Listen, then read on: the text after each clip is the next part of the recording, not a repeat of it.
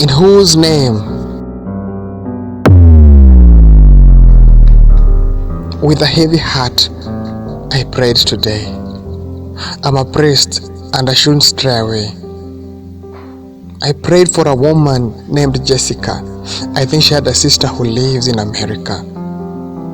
For the past 5 years, she'd been coming to this church. She was coming in looking for a certain search. She'd been praying for one thing and one thing only. Her marriage was childless. She was so lonely. She prayed to be able to bear a child. Since days of the old, Jessica has never smiled. She came to church faithfully and persistent. She wanted a child to complete her existence. Her womb was severely damaged, so I had to be the giver of words that encouraged. Broken womb after she's been sexually assaulted by 4 men ages ago, say 8 years. It happened only a block away from here. Some things are so bitter, I wonder what to think. My mind, soul, body have lost their sync. She was 16 when this thing occurred. Such a small bird, her dreams and visions are blurred. She got married 3 years after the assault, but she was always afraid of sex by default. She and her husband Collins have been trying for a child ever since. I prayed a lot to God for favor. I had to convince. And last year her prayers were finally answered.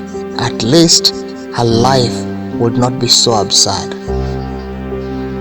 Jessica and Collins were extremely happy. She became pregnant. I have never seen anyone so happy in all my life. I was almost jealous, wanted to get myself a wife. But priests are not allowed to. I had to live life of strife. 2 months ago she gave birth to a baby boy, Albert. Such a beautiful boy he was. I gave out many a toy. But there were complications. The baby wasn't born healthy. There was nothing to do, though the two were really wealthy.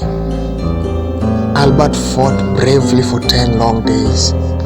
It's really so hard to explain this grace, but his lungs and heart were too weak.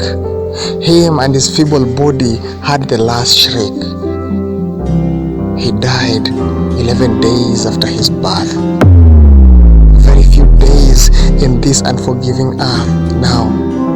Why did he have to go so soon? He hadn't even watched his first cartoon. Jessica was hit so hard. Really hard, I tell. This isn't what she wanted. Such a quick farewell. She came back to this church only once after she left the hospital. She had had a massive blow, so great, so capital. She brought with her a single question. Why? I had prayed with her for so long, but this didn't apply. I saw it in her eyes. There was no belief anymore. Her faith had died with her son. It can never face a restore. How can a woman face so much problem and still a believer? How can one in Christ be a great achiever? I try to connect the dots, but this pain is facing an increase. How can I give hope to her, I being a priest? Today, alone, she took her own life inside this church. I found the body hanging from the big crucifix. I've never seen anything as such. I now fear for Colin's sanity. Why does the Bible call this vanity? And though my faith is indisputable, I can't bring anything that's suitable. But I long to know the answer to Jessica's question. Why, Lord? Why do you give only to take away? Why break this family in such a way? What did they do so that they have this to pay? Why? Why, Lord? How can we understand this? I called out your name for the family in peace, but you pay me back this way. In what name do I use to heal and give hope? How can I come from this to being a pope? In whose name do I cast out demons? In whose name do I believe in? Please tell me. In whose name?